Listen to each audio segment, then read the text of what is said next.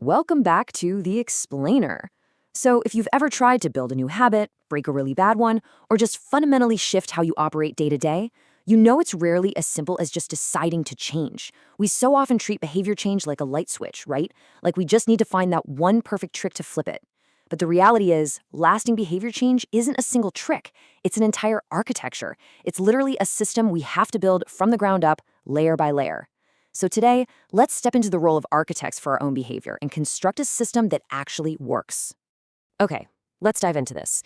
Here's our roadmap for today.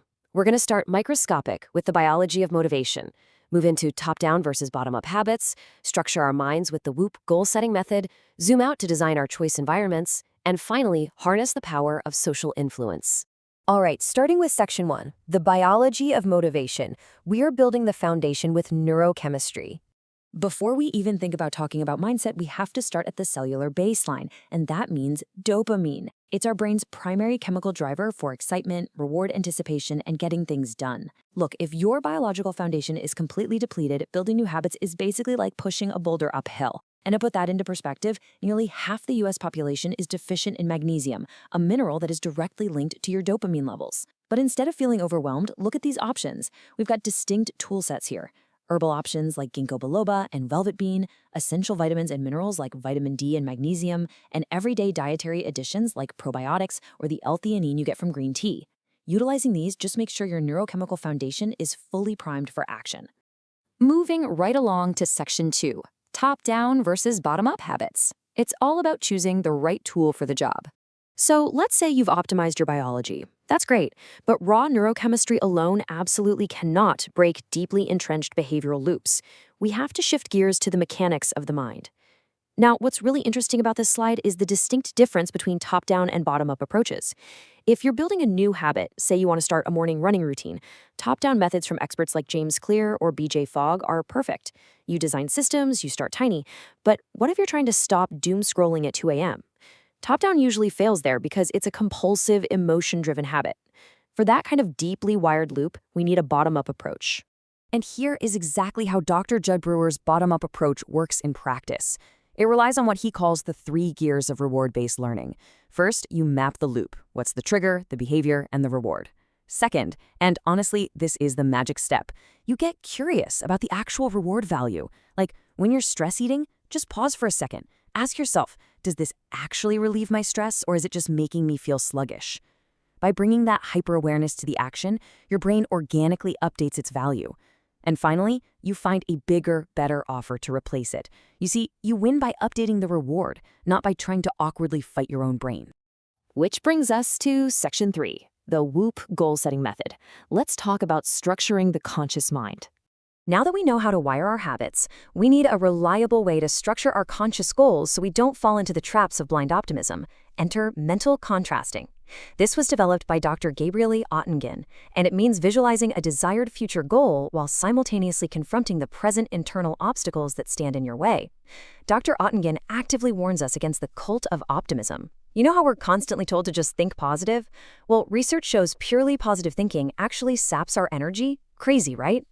If your brain thinks you've already succeeded just because you daydreamed about it, it won't generate the motivation you actually need to do the work.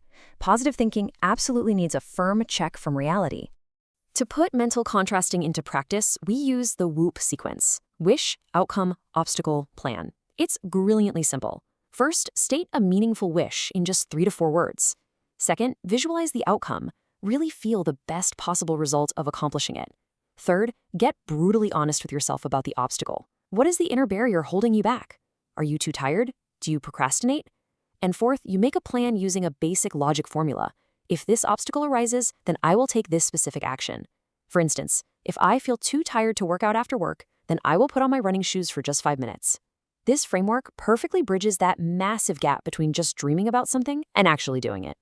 Zooming out further now, section 4, designing your choice environment. Escaping those invisible nudges. Let's move out into our physical spaces. Let me ask you a question I think we can all relate to. Why do we buy things we don't need? Imagine going to the grocery store and your only mission is to buy eggs. But as you walk down the aisle, a bright, flashy sign catches your eye. Your favorite snack is on sale, 2 for $8. You grab them, feeling like an absolute genius who just scored a great deal. but the original price was only $3.99 each. You saved 2 cents, but you spent $8 you never planned on spending. Guys, this isn't a lack of willpower. This is a perfectly executed manipulation by your environment. That little grocery store trick, that is a masterclass in choice architecture. It's the deliberate crafting of decision-making environments to subtly influence how choices are made, often completely under our radar. Tech companies, app developers, marketers, they are brilliant choice architects. They design the world to make their desired behaviors incredibly easy, and yours incredibly hard. So to succeed, we have to stop being passive participants and start acting as the architects of our own personal environments. So the crucial point here is summed up perfectly by Nobel Prize-winning behavioral economist Richard Thaler. He says, the first misconception is that it is possible to avoid influencing people's choices. Basically, environments are never neutral. Every layout, every ping on your phone, every single object sitting on your desk right now is nudging you in some direction. Want to eat healthier? Don't rely on white-knuckle willpower. Just remove the junk food from the pantry entirely. Design your space so the right choice is literally the path of least resistance. And finally, Section 5, the power of social influence. It's time to leverage the crowd. Okay, so we've conquered our neurochemistry, our goals, and our physical rooms. Now we have to look at the outermost layer of our architecture, the profound impact of the people around us. This is called social contagion. It's a phenomenon where behaviors, emotions, and ideas spread rapidly through networks. Tracing all the way back to Gustave Le Bon's 19th century crowd psychology and later expanded by Albert Bandura's social learning theory, the science is crystal clear. Humans are natural mimics. Everything from our daily workout routines to the latest viral TikTok dances is highly, highly contagious. But here's the catch. Not all contagion is exactly the same. There is a vital difference between simple and complex contagion. Simple contagion means a single exposure is enough to trigger imitation. You see a funny meme, you share the meme. Simple. But complex contagion requires repeated exposure and active encouragement from multiple peers for you to actually adopt it. When we're talking about the difficult life changes we've been discussing today, like overhauling your entire diet or stopping a compulsive habit, a simple contagion just isn't going to cut it. We require the sustained structural reinforcement of complex contagion. We literally need the right people surrounding us. Let's move to how this builds into something practical. If behavior is contagious, we have to intentionally curate our social circles. One of the absolute best ways to do this is by finding an accountability partner. And the Beck Institute gives us a great outline for the ideal traits. They should share similar goals, be reliable, provide honest but constructive feedback, offer judgment-free support, and crucially, they need to match your level of motivation and effort. This takes the abstract sociology of contagion and turns it into a highly actionable checklist you can use to pick the right partner today. So look how far we've come. We've journeyed from the microscopic dopamine receptors in your brain, up into your conscious Whoop goals, out into your physical choice environment, and finally, out to the societal networks that surround you. This is the complete framework. It takes biology, psychology, design, and community all working together. You now know the architecture of change. The only question left is, what will you build first? Thank you so much for joining me on this explainer, and I'll see you in the next one.